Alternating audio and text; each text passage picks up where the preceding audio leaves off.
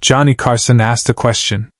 And Muhammad Ali, the man who had answers that could shake the world, had no answer. He just looked down. And the studio fell into complete silence. It was March 1976. The Tonight Show starring Johnny Carson. Studio 6B in Burbank, California. The audience was electric with anticipation.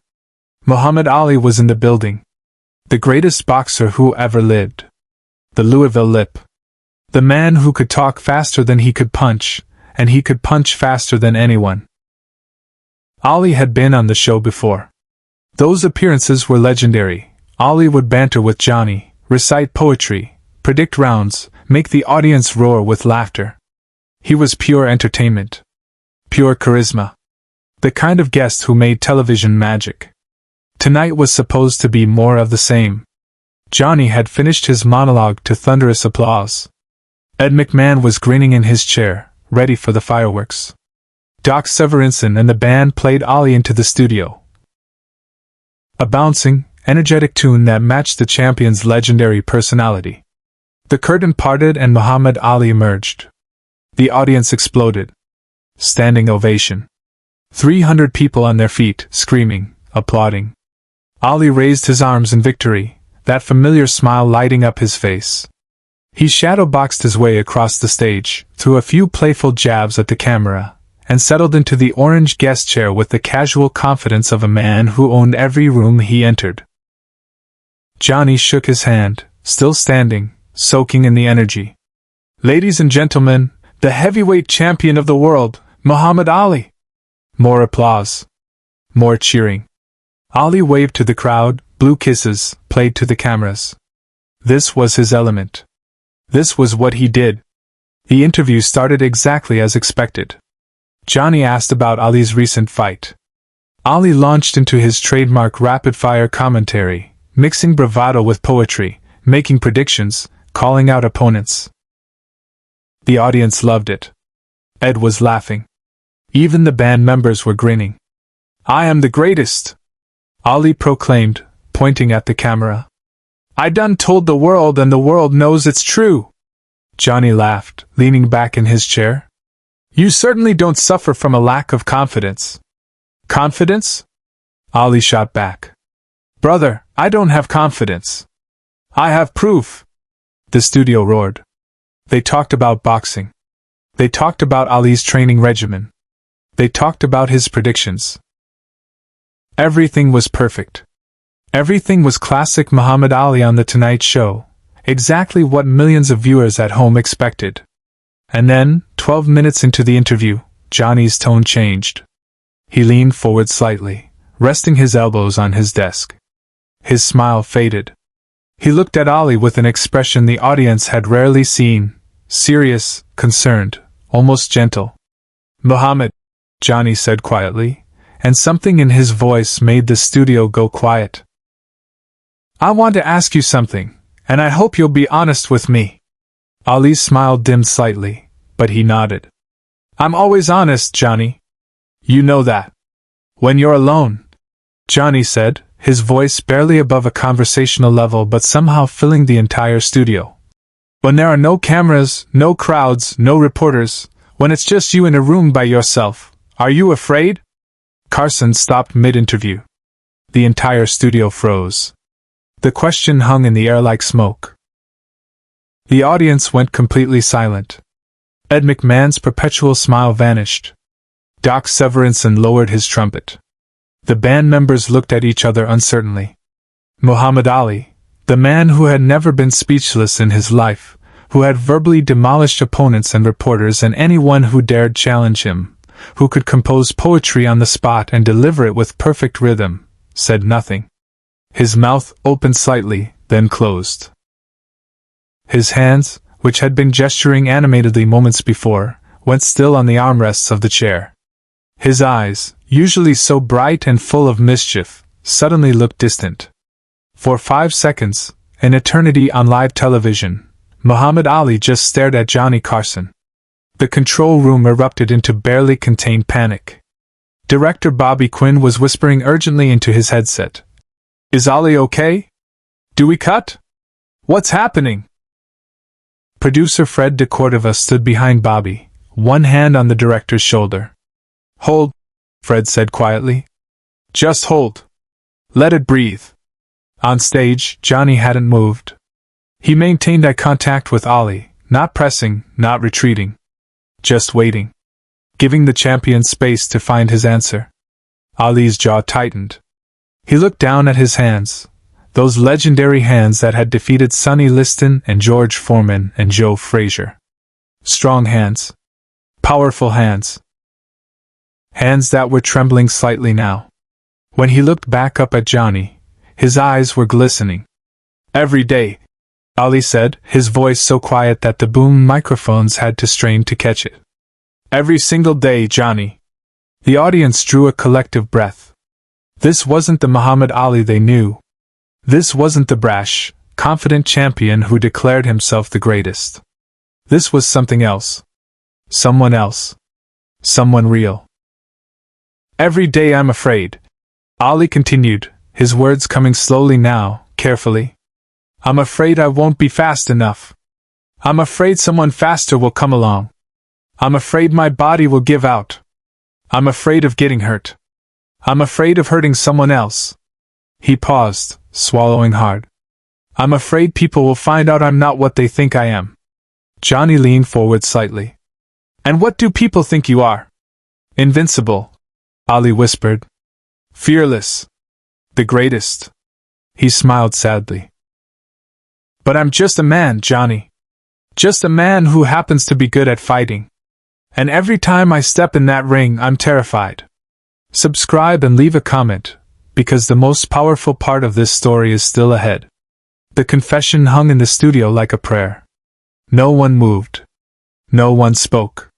300 people and millions watching at home were witnessing something that transcended entertainment.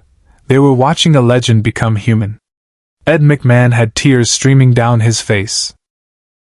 He wasn't even trying to hide them. In all his years sitting beside Johnny Carson, through thousands of interviews and comedy sketches and musical performances, he had never seen anything like this. Johnny reached across his desk and did something unprecedented. He picked up one of his blue cue cards, the cards he used for every interview, with questions written in his own handwriting. He looked at it for a moment, then deliberately tore it in half. The sound of ripping paper echoed through the silent studio. "We don't need this anymore," Johnny said softly, placing the torn card on his desk. "No more questions from cards. No more performance. Just two men talking. Is that okay with you, Muhammad?" Ali nodded, unable to speak. To understand what happened next, you need to understand what happened 3 months earlier. Muhammad Ali wasn't just a boxer. By 1976, he was a cultural icon. A symbol of black pride, of resistance, of speaking truth to power. He'd been stripped of his title for refusing the Vietnam draft. He'd fought his way back to the championship. He'd defeated seemingly unbeatable opponents. He was, by every measure, a living legend. But legends are lonely. Behind the cameras, behind the bravado, Ali was struggling. The boxing was taking its toll. His hands hurt constantly. His reflexes were slower than they'd been 5 years ago. Younger fighters were circling, hungry for the championship. And Ali knew, had known for months, that his time was running out.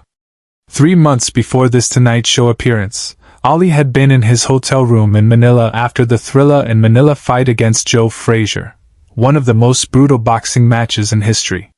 He'd won, but barely. His body was wrecked. His face was swollen beyond recognition.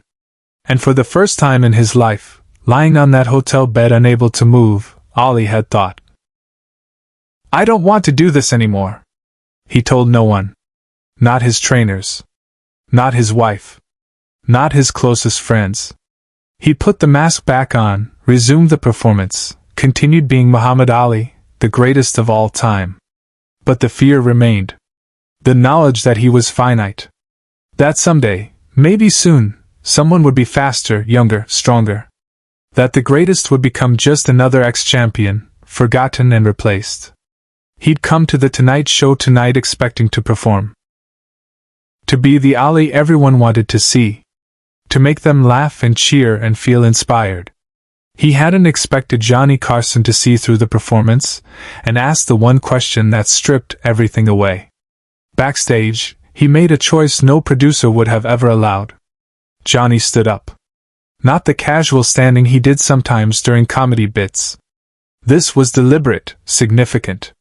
He walked around his desk, breaking every rule of talk show geography, and crossed to where Ali sat in the guest chair.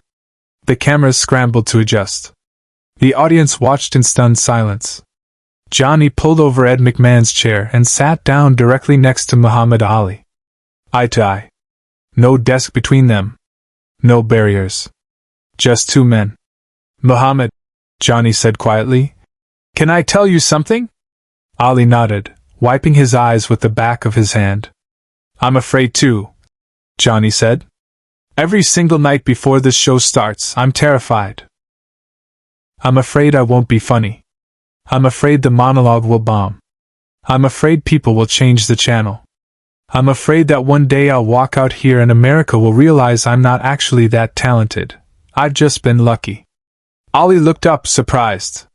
You're afraid?" "Everyone is afraid, Muhammad. The difference between you and most people isn't that you don't feel fear. It's that you feel it, and step into the ring anyway. That's not weakness. That's the definition of courage." "But I can't show it," Ali said, his voice breaking slightly. "If people see me weak, then they'll see you human," Johnny interrupted gently.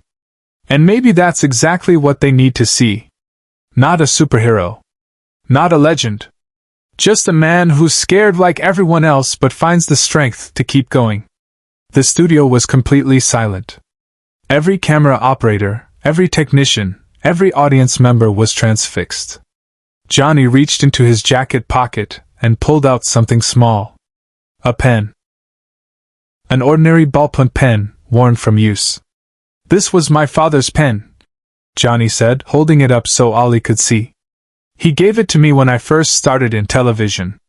Told me to write my own material with it, to always be true to myself even when it was scary." He pressed the pen into Ali's hand. "I want you to have it." "Johnny, I can't." "You can't," Johnny insisted. "Because one day, when you're retired and someone asks you to give them advice, you'll remember this moment. You'll remember that even legends are allowed to be human. And you'll pass that truth on." But this was the moment no one in the studio, nor anyone at home, ever saw coming. Muhammad Ali looked down at the pen in his hand. Then he did something that would be replayed millions of times, analyzed and discussed and shared across generations. He reached up and took off his championship ring. The massive, gold ring that proclaimed him heavyweight champion of the world. The symbol of everything he'd fought for, everything he'd achieved. He held it in his palm for a moment, then placed it on Johnny's desk. "This," Ali said, his voice steady now, stronger, "is who people think I am. The champion. The greatest. But that pen," he held up Johnny's father's pen, "that's who I want to be. A man who tells the truth. Even when it's hard. Especially when it's hard." The audience erupted. Not in applause, not yet. In that collective sound that happens when 300 people simultaneously understand they're witnessing something historic. A gasp and a sob merged into one overwhelming wave of emotion. Johnny picked up the championship ring, looking at it with reverence. "Muhammad, I can't keep this. I'm not giving it to you," Ali said, smiling through his tears. "I'm leaving it here as a reminder that tonight, on your show, Muhammad Ali the legend took off his mask. And what was underneath was just a scared man trying his best."